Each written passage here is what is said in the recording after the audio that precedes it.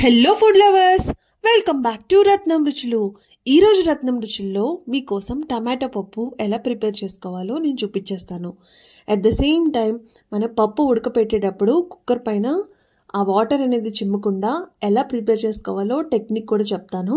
Video end వరకు ఎక్కడ miss అవ్వకుండా చూడండి. ఈ పప్పు అయితే చాలా టేస్టీగా ఉంటుంది. మరి రెసిపీ ఎలా ప్రిపేర్ చేసుకోవాలో చూసేద్దాం. ముందుగా ఒక కుక్కర్ తీసుకున్నాము. దాంట్లో 1 గ్లాస్ కందిపప్పు యాడ్ చేసుకుంటున్నానండి. ఇప్పుడు నేను తీసుకున్న కొలత వచ్చేసి ఎగ్జాక్ట్గా 4 మెంబర్స్కి అయితే కరెక్ట్గా సరిపోతుంది. ఇది నేను 2 టైమ్స్ వాష్ చేసేసుకున్నాను. 2 టైమ్స్ వాష్ చేసేసిన తర్వాత మనం ఇక్కడ 2 గ్లాసెస్ వాటర్ వేసుకోవాలి. 1 గ్లాస్కి 2 గ్లాసెస్ వాటర్ సరిపోతుంది. అలాగే మనం టమాటోస్ యాడ్ చేస్తాం కదా, దాంట్లో వాటర్ కూడా ఉంటుంది. ఇక్కడ నేనైతే చిన్నవి అలాగే మీడియం సైజ్ టమాటోస్ ఒక 5 తీసుకున్నాను. అండ్ ఈ పప్పునైతే నేను ఒక హాఫ్ అన్ అవర్ పాటు నానబెట్టుకున్నానండి. మీకు అవసరమైతే వెంటనే కూడా కుక్కర్ పెట్టేసుకోవచ్చు, ఉడికిపోతుంది.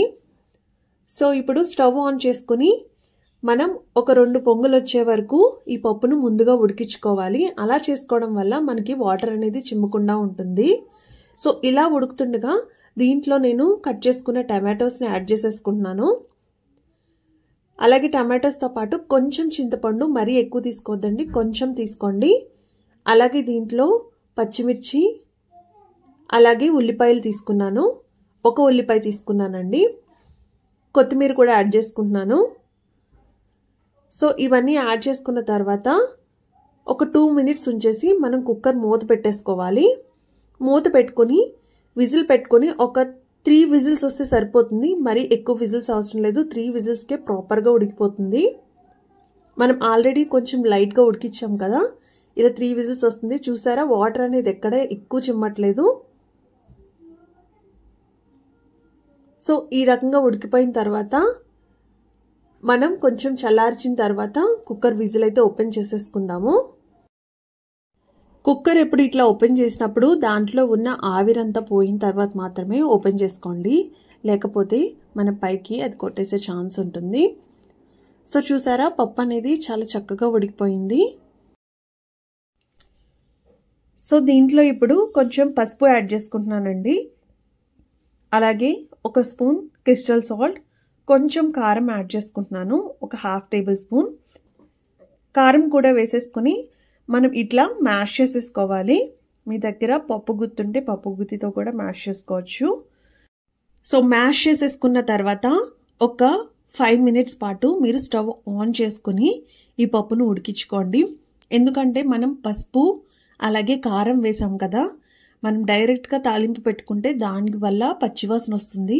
సో అలాంటి స్మెల్ రాకుండా ఉండాలంటే ఉప్పు, కారం, పసుపు వేసిన తర్వాత మరొక 5 మినిట్స్ ఉడికించుకుంటే పప్పు చాలా టేస్టీగా ఉంటుంది. అలాగే ఈ పప్పు ఇంత టేస్ట్ రావడానికి మనకి తాలింపు కూడా మంచిగా ఉపయోగపడుతుందండి. మరి తాలింపు ఎలా పెట్టుకోవాలో చూసేద్దాము. సో తాలింపు కోసం నేను ఓన్లీ నెయ్యే యూజ్ చేస్తున్నాను. అలాగే దీంట్లో జీలకర్ర, ఆవాలు కొంచెం చిటపట్లాడిన తర్వాత దీంట్లో కొంచెం వెల్లుల్లి రెబ్బలు వేసుకుంటున్నాను. ఇక్కడ నేను 5 నుంచి 6 వెల్లుల్లి రెబ్బలు వేసుకున్నాను. అలాగే 2 ఎండుమిర్చి యాడ్ చేసుకున్నానండి. ఇవి కొంచెం ఫ్రై అయిన తర్వాత దీంట్లో కరివేపాకు కూడా యాడ్ చేసుకున్నాను. సో వెల్లుల్లి ఎక్కువ వేసుకోవడం వల్ల కూడా పప్పు టేస్ట్ చాలా బాగుంటుంది. సో అండ్ అది మన హెల్త్కి కూడా చాలా మంచిది. లాస్ట్లో కొంచెం ఇంగువ వేసుకున్నాను. ఇంగువ వేసుకోవడం వల్ల ఈ పప్పు టమాటా ఇంకా చాలా టేస్ట్ బాగుంటుందండి. ఈ పప్పు టమాటానే కాదు, పప్పు కూరలు ఏది చేసుకున్నా కూడా ఇంగువ వేసుకోవడం వల్ల మంచి టేస్ట్ అయితే వస్తుంది. సో అంతే అండి, ఇప్పుడు స్టవ్ ఆఫ్ చేసేసుకోవడమే. ఇప్పుడు ఇది బౌల్లోకి తీసేసుకుని మనం సర్వ్ చేసేసుకుందాము.